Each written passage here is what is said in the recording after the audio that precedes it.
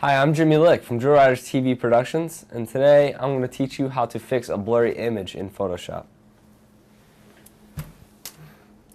First thing you want to do is go up to File, go down to Open, and open up the image that's blurry.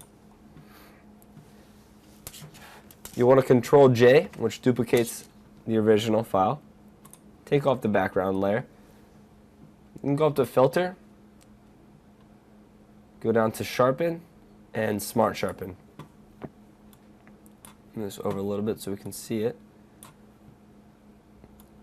You can really adjust it with the radius. I was going to keep mine at about 10.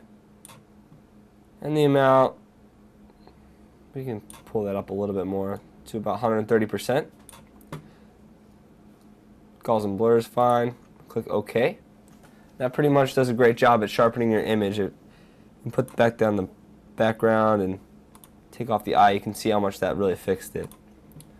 That's pretty much it. I'm Jimmy Lick from Drill Riders TV Productions. Thanks for watching.